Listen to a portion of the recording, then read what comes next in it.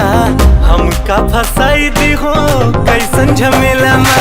कहे रहो होली में हमसे मिले के अकेला माँ, हमका फसाई दी हो कैसन झमेला माँ। मन में न झूठे गुड़ा भाग लगे हो। मोरा लहंगा है बहुत ही महंगा, किले हमना दाग लगे हो। दिल कहावत है अब मोरा पाग किए माना आग लगई हो।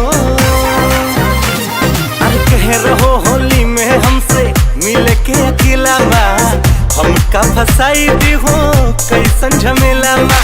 कहे रहो होली में हमसे मिल के अकेला माँ, हमका फसाई दी हो कैसन झमेला माँ।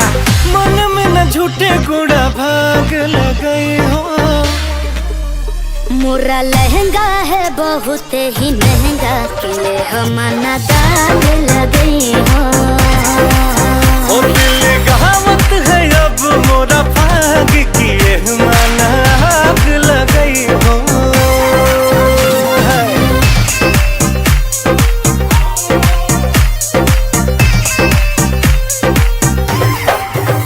हाँ अब बेढंग सब हो रही खेलत है, हम कहा 10 होएगावा। होली के दिन घर से निकले हमका कईयो बरस होएगावा।